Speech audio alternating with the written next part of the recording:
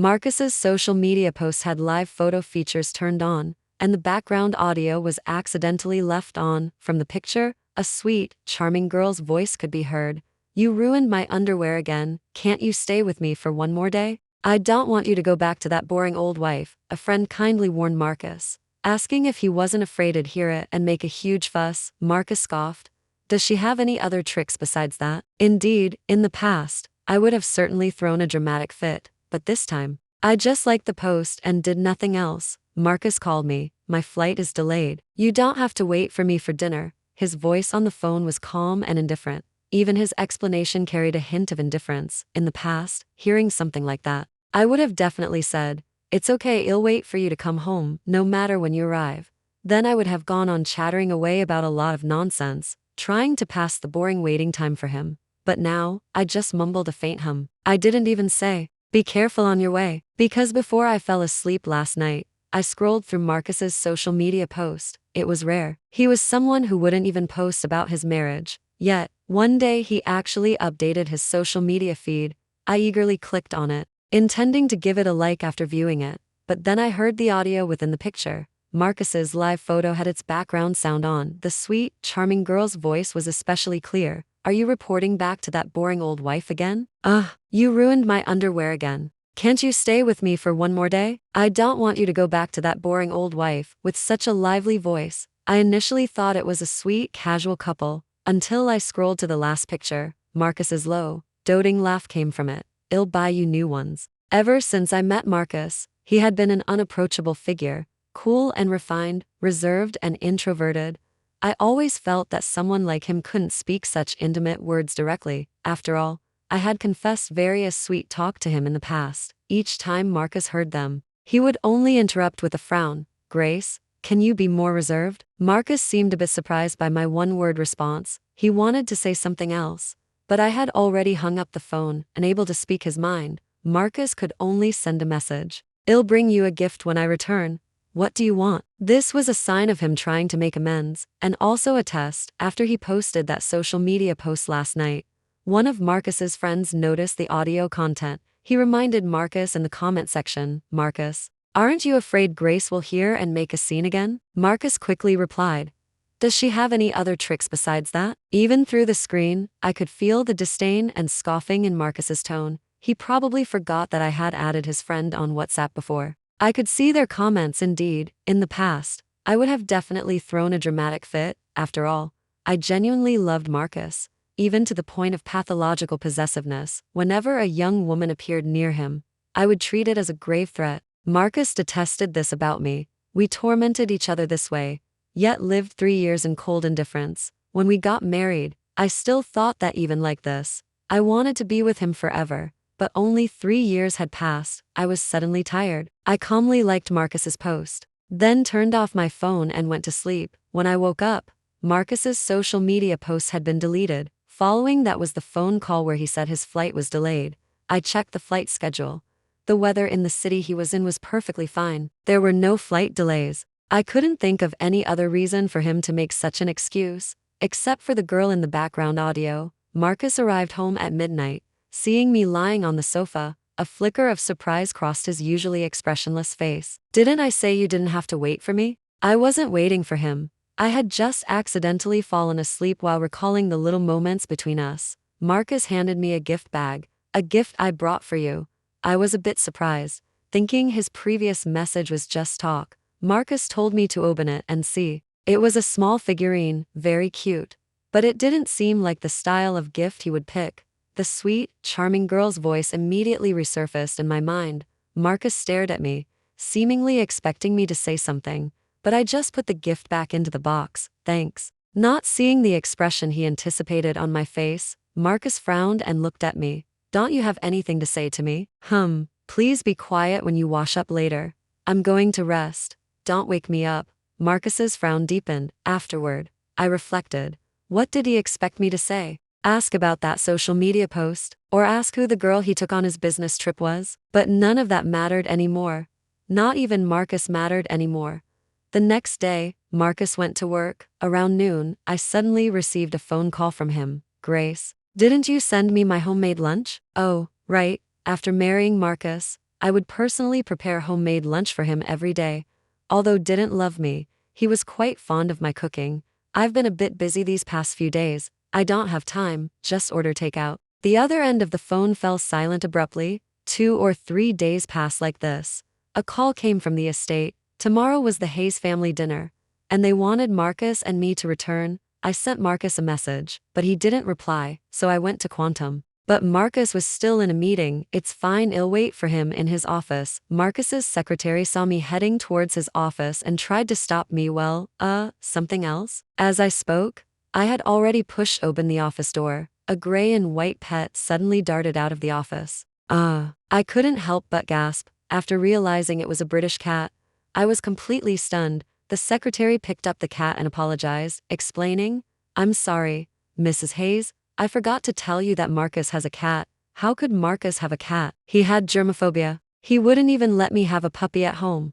How could he now be willing to keep a cat at Quantum, and even let it into his office? The shorthair had a peach-themed heart collar around its neck. No matter how I looked at it, its owner should be a girl, as if to confirm my suspicions. The next second, a charming girl's voice came from beside me. "Today I brought shrimp and corn with chicken curry. You can try it later, okay?" "Oh no, Muffin, how did you run out?" The two people's conversation exploded in my ears like a clap of thunder. I turned around and saw a couple walking side by side.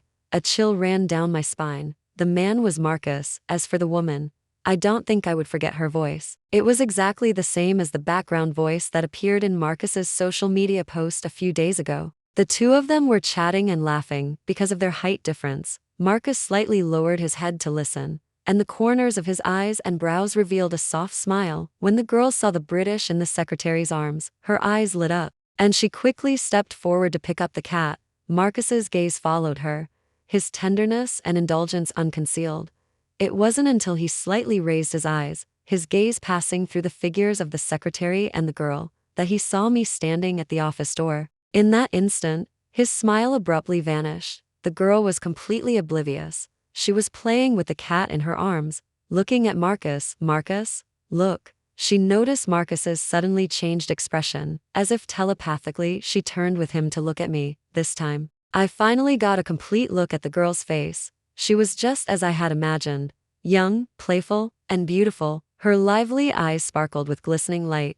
The moment I saw her features, I seemed to understand why Marcus was different with her. Because she looked so much like Marcus's idealized first love, who had passed away. Marcus had a girlfriend in college. She was well-educated, gentle, and lovely. The two were considered the golden couple of the department, and there were many good stories about them. Their breakup caused countless people to sigh with regret. Later, the day before Marcus and I were to be married, she attended our wedding reception and died unexpectedly in a car accident on the way. The miserable state of my marriage with Marcus was partly due to this reason. Years passed, and I thought Marcus had long forgotten her. I never expected. The girl, holding the cat, had a puzzled look in her eyes, followed by a deep assessment. "Lillian, who is this?" She called the secretary by her first name. The secretary wished she could just disappear. She glanced at the girl, then at Marcus and explained, "This is Marcus's wife." The girl repeated, holding the cat, her smile faint. Her young face held the arrogance from being favored. Clearly, she already knew me.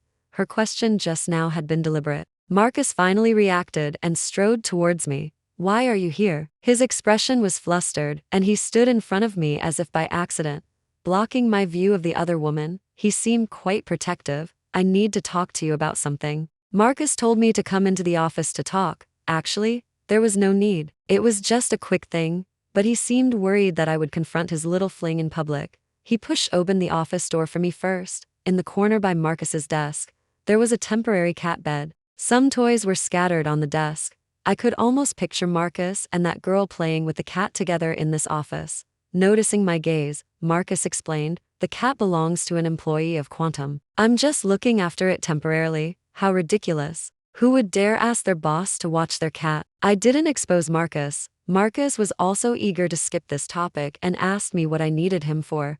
I was about to speak when the office door was knocked on. "Marcus," Muffin threw up. "What do we do?" Chloe walked in, incredibly anxious, her voice choking back tears. Marcus's attention was instantly drawn to her. "What happened?" "I don't know. It just happened suddenly. Marcus took the cat from Chloe's arms. I watched him gently comfort the British in his embrace.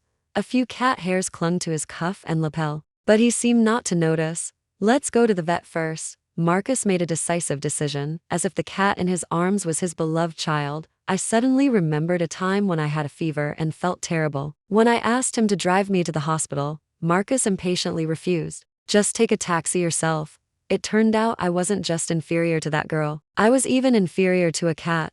I had been sitting for less than 3 minutes, and Marcus was already leaving. This time, I finally couldn't hold back and called out to him, Marcus. Only then did he realize I was still in the office. Marcus was about to speak when Chloe looked at me, her eyes filled with tears. Grace, I know you have something to discuss with Marcus, but is very sick right now. She'll die if she doesn't see a doctor. I wasn't stopping them from seeing a doctor. Besides, couldn't just one person go? You've never had a pet. You don't know. Muffin is like my child. Please, I beg you. Let us take Muffin to the vet first. I hadn't said a word, and Chloe was already accusing me, Marcus, whether out of concern for her or the cat, looked at me with an expression tinged with blame and dissatisfaction. It was as if I was being unreasonable and delaying their trip to the vet. Grace, whatever it is, we can talk about it when I get back. No need. I just have one thing to say. I stood up and looked directly at the frowning Marcus. Tomorrow is the family dinner. Grandma wants us to come home for dinner. I was done. They could leave now. What was strange was that Marcus stood there. He looked at me with a strange gaze. Is that all? What else? I kindly reminded him. You should go quickly. Don't delay saving the cat. Marcus seemed not to have reacted. He looked at me, wanting to speak but holding back. Finally, Chloe urged him, and he left. That night, Marcus didn't come home. Around midnight, my phone received a new friend request. It was an anime avatar of a cute kitten. I immediately knew who was sending the request. After I accepted, the person sent a picture of Marcus petting the cat. Sorry, the cat is just too clingy. She was still young. Even her provocative words carried a hint of triumphant arrogance. I ignored it, instead telling Chloe not to forget to remind Marcus about tomorrow's family dinner. She didn't reply. I had expected to see Marcus only when I arrived at the Haze the next day, but to my surprise, I saw his car before I even left. I'm here to pick you up. A free ride was a free ride. The passenger seat was spacious and clean.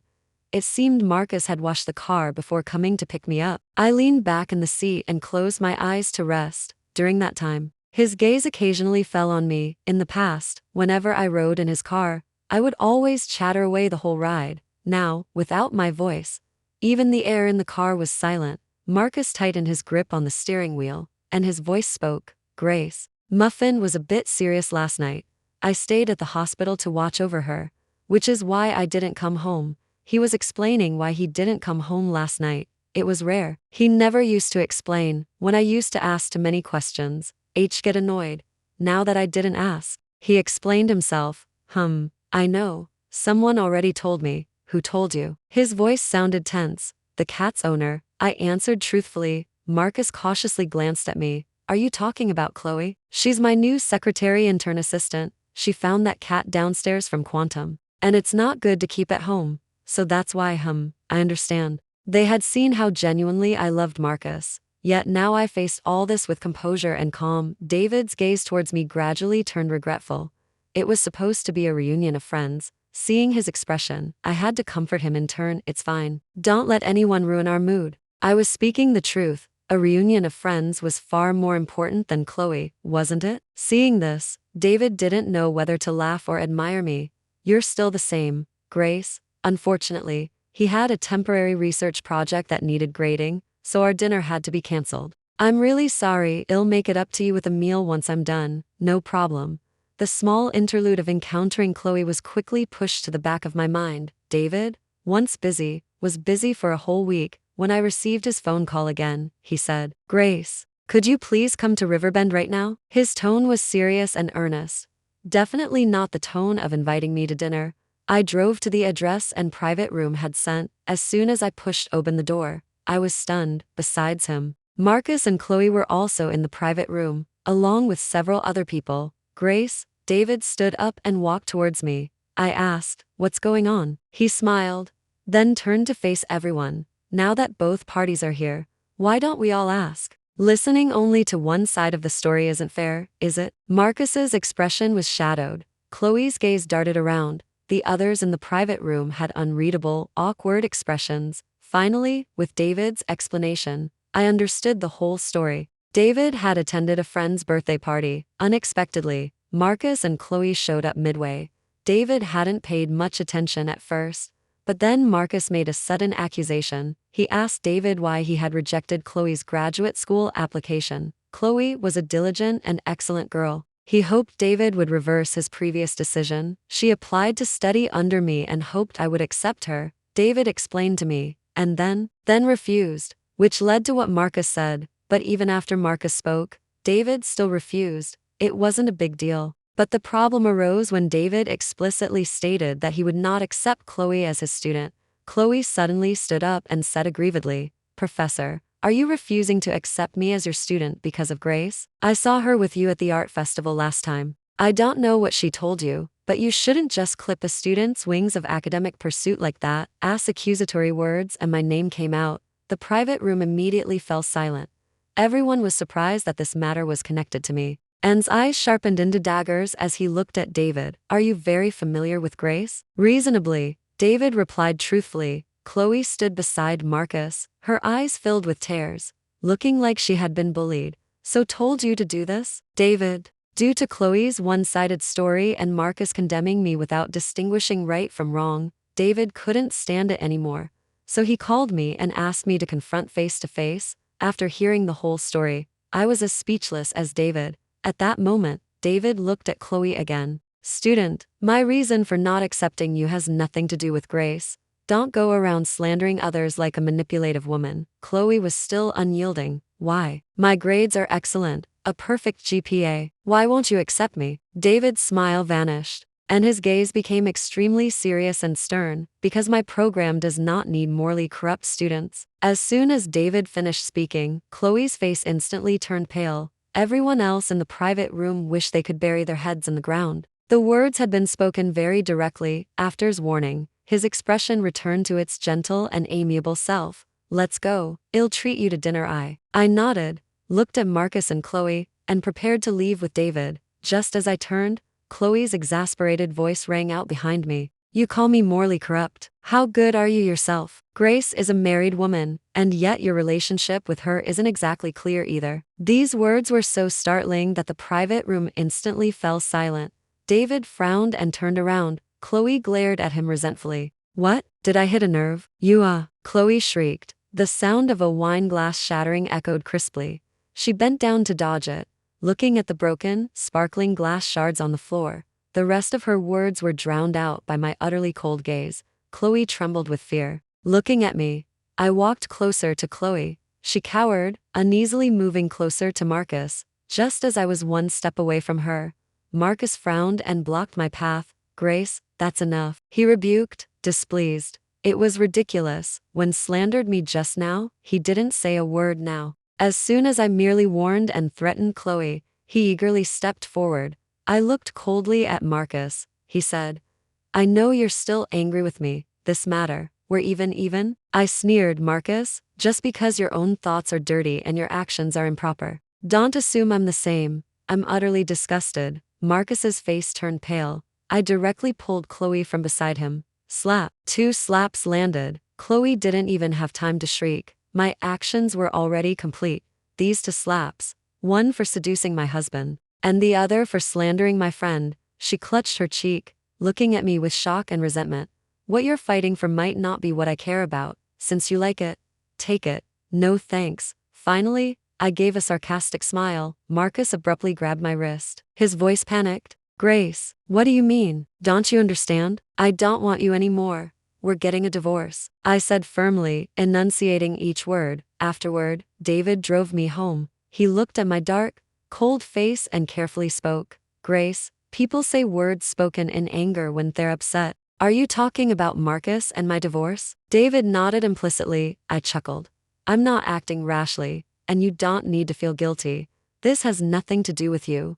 Love is like a glass of water with a crack. It leaks a little each day, and eventually, it will all be gone." And never noticed or tried to mend it. Just like that, my love for him gradually disappeared. David didn't try to comfort me further. He simply said, "Good luck." After returning home, I started organizing the things I had packed away earlier. Marcus's absence during this time had ironically given me the chance to discard old items. Just then, I received a phone call from Marcus's mother. The first thing she asked was, "What kind of tantrum are you throwing with Marcus now?" It turned out she had heard somewhere that Marcus and I were having problems. "I knew something was off when you two came back last time. Grace, there's a limit to throwing tantrums. Who can put up with you acting like this?" My relationship with Marcus's mother was lukewarm. A large part of it was that Marcus didn't particularly like me, but there was nothing for it. Marcus married me because Grandma gave her blessing. I detected the sarcasm and sneering in her tone, as well as a stream of words about how she expected me to behave towards her son, Mrs. Sarah. I couldn't help but interrupt her. The other end paused. "What did you call me?" I didn't answer her question. I simply told her, "Since you can't stand me, then tell your son to divorce me." What? Marcus's mother's confusion was cut off as I hung up the phone. Marcus, however, arrived home half an hour later. At that moment, I had just placed the divorce papers on the coffee table. Marcus looked at me, pushing my suitcase. A hint of panic flashed in his eyes. He rushed forward to block me. "Grace, don't be ridiculous," he warned in a low voice, a faint displeasure and annoyance on his handsome brow. "I'm not being ridiculous. Here, I've already signed the divorce papers." It was perfect timing that he was back. He just needed to add his signature. I gestured towards Marcus. He finally saw what I had left. His face changed slightly. "Are you serious?" he asked. "Is this because of Chloe? If you don't like her, I can send her away. I won't contact her ever again," he promised me. To this day, he still didn't see that the biggest problem between us wasn't Chloe. I didn't want to argue with Marcus. I pushed his hand away, opened the door, and left. "Remember to sign it?" Of course, Marcus didn't sign it. News of my impending divorce from him quickly spread. Marcus's friends came to act as intercessors, but I ignored them all. In addition, Marcus was also trying every means to make amends. After leaving home that day, I went to a friend's place. I found a leisurely job at his studio to tide me over. Starting on the third day, the studio began receiving flowers and packed lunch, sent without a name, only saying they were for me. "Who sent them?" my friend asked. Seeing my expression, "It wouldn't be Marcus, would it?" I neither confirmed nor denied it. "It wouldn't be hard for him to find my address." My friend scoffed. If only he knew then what he knows now. I had once dove headfirst into the depths of love for Marcus, and my friends had seen the imbalanced nature of it earlier than I had. I threw all the flowers Marcus sent into the trash. As for the food, there were a few stray animals in the community below the studio. Upholding the principle of not wasting and doing good deeds, I fed the food to the stray animals. Unexpectedly, I ran into Chloe there. "Grace, are you satisfied now?" She glared at me with resentment, as if I had committed some heinous crime. From her bitter words, I soon understood. It turned out Marcus had fired her. Not only that, but Marcus had also hired someone specifically to thoroughly clean his office. The cat toys were removed, and in their place on his desk was a photo of him and me. Furthermore, since David had rejected Chloe's graduate school application, many people started speculating if something was amiss. As they speculated, someone started digging, and eventually uncovered the truth about Chloe being the other woman. Now, Chloe had not only lost her job but was also widely discriminated against and isolated at Westwood University. Furious, she had come to confront me. "If it weren't for you, how would I have ended up like this?" Chloe's accusations had already drawn a crowd of curious onlookers. I found it laughable, and even more ironic. You reaped what you sowed to end up in this situation. You're lying. It's all you. You're already Grace. What more could you possibly be dissatisfied with? Why did you have to ruin me? Chloe wouldn't listen. I couldn't be bothered to argue with her.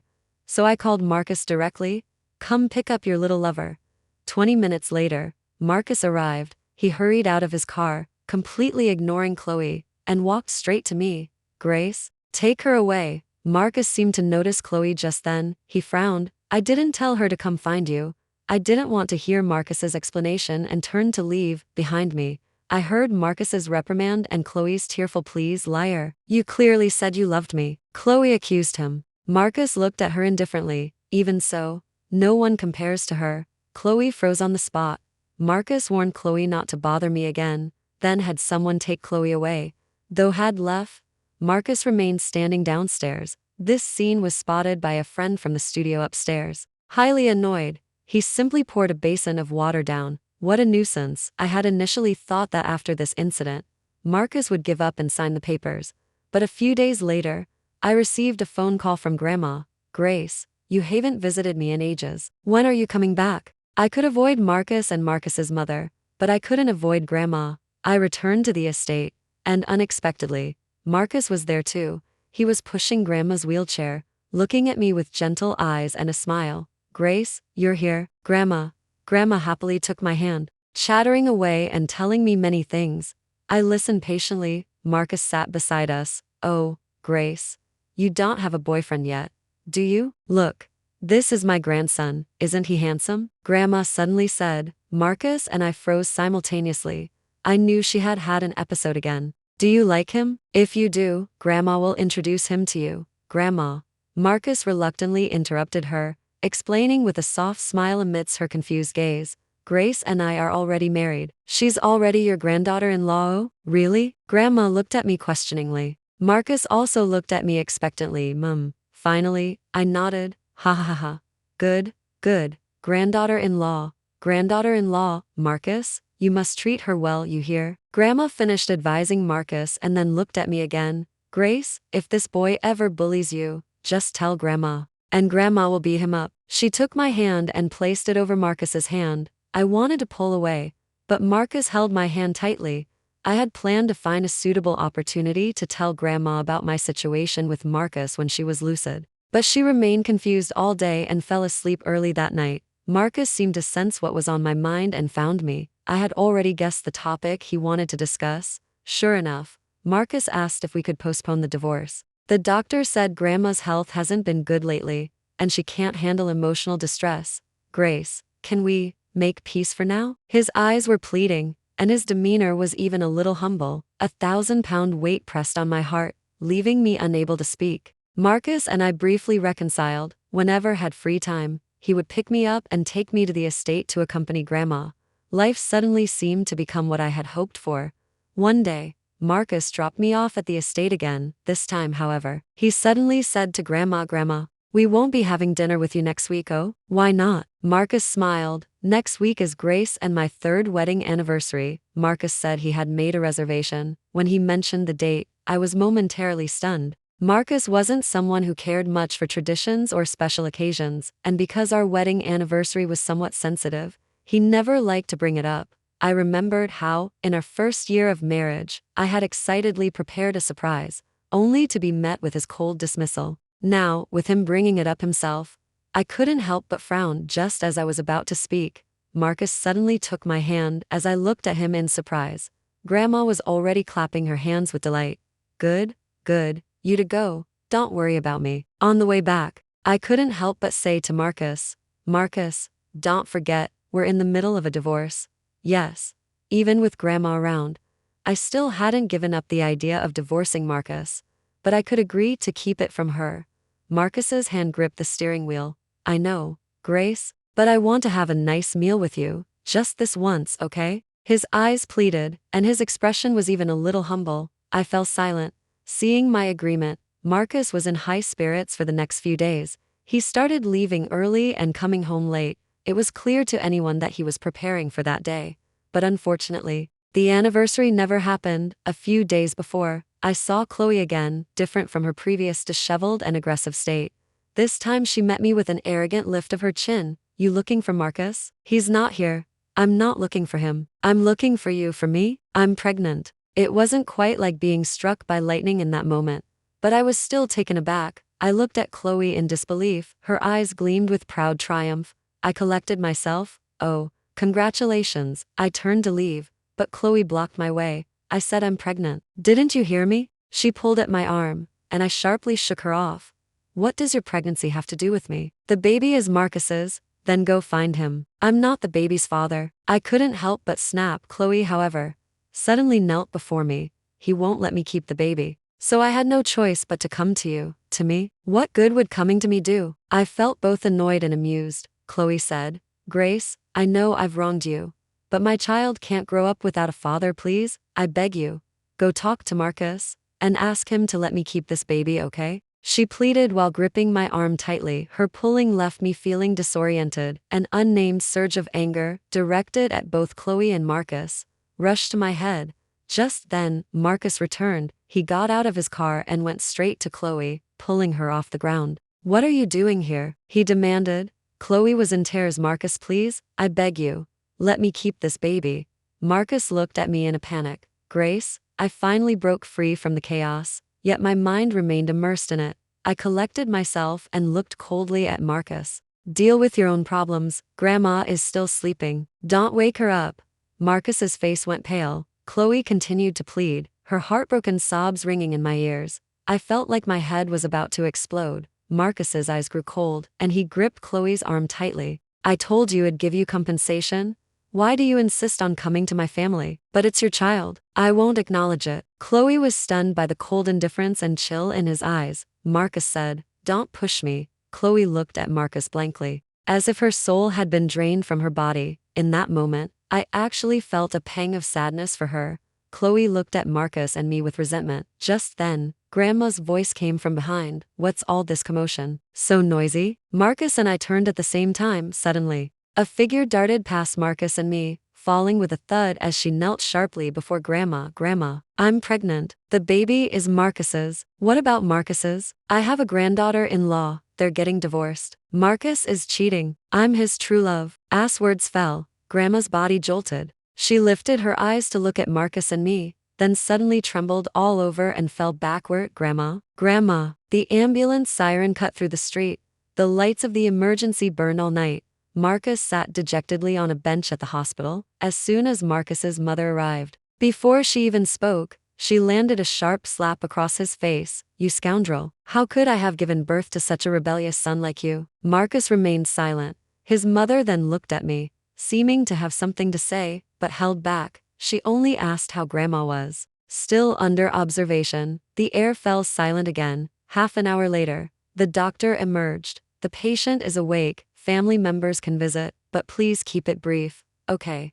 Okay." Marcus and Marcus's mother excitedly entered the hospital room, following behind. I immediately saw the frail Grandma lying in the hospital bed. Hearing the sound, she opened her eyes, and after her gaze swept past Marcus and his mother, it settled directly on me. "Grace, come here to Grandma." She beckoned to me with a raised hand. I didn't dare speak, hesitating before stepping forward. Seeing the cloudy yet kindly light in her eyes, I finally gathered my courage and took her hand. "Grandma?"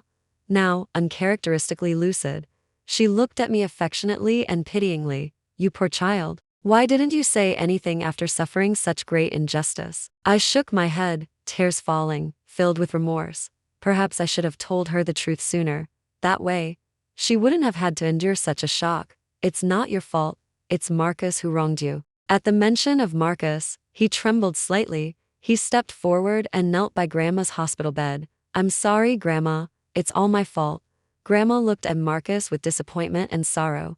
We didn't dare disturb her for too long and soon left the hospital room. Marcus's mother's face was grim. "First, deal with your mess, and don't hover around Grandma for a while." Oh, I had almost forgotten about Chloe as the direct culprit who caused Grandma to be hospitalized. Marcus had lost all patience with her, after stormed off. Marcus's mother looked at me again. She seemed to want to speak but held back, then wanted to speak again but stopped.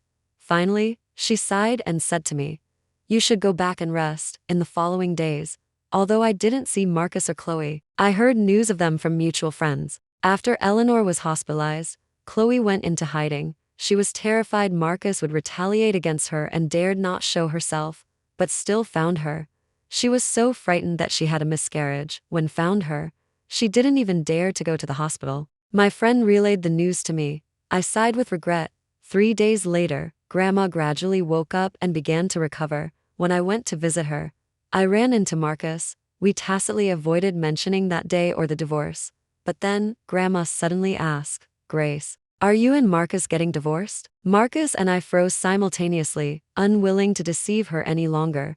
I nodded. "Yes." Next to me, Marcus's body trembled, revealing a trace of shame and vulnerability. I had expected Grandma to try to mediate. Instead, she merely let out a long sigh. "Okay, Grandma respects your decision. I was the one who set you two up originally. Now that you're separating, I won't say much. She held my hand, her voice dry and hoarse. Grace, you will always be Grandma's favorite child. My eyes dry, a lump in my throat. After Eleanor fell asleep, Marcus and I walked out of the hospital room now. There was no need for us to keep going through the motions. Please sign the divorce papers. Marcus's eyes suddenly reddened. Grace, can we not get divorced? He pressed his head against my shoulder, his arms embracing me as if to merge me into his very bones. His voice hoarse and unclear. I was wrong. I love you. Can we please start over? When I loved Marcus, I desperately longed for an equal response from him. Yet now that he said the words I once yearned to hear, my heart felt nothing. When I liked him, he liked the idealized first love. When he married me, and I thought he liked me too. The death of the idealized first love became a wedge between us, and the rift deepened. As time passed, he fell in love with a substitute for the idealized first love. For 3 years, we were respectful in public, estranged in private. It all ended in a dismal conclusion. I remained silent. Marcus already understood my resolve. Warm tears fell onto my neck. Marcus finally signed the divorce papers. He transferred 80% of his assets to me.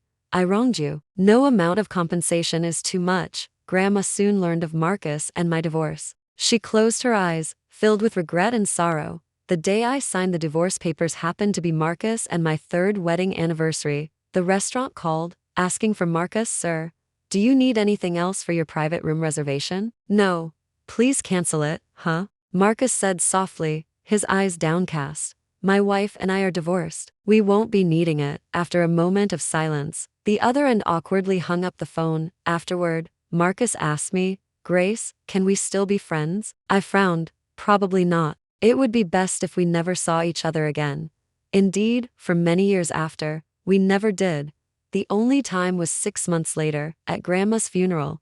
I put away the divorce papers, grabbed my bag, and left. Midway, I received a phone call from David Free. Want to grab a bite? Sure. I'll pick you up then. Stepping from the shadows onto a sunlit path, a gentle breeze brushed my face. The weather was bright.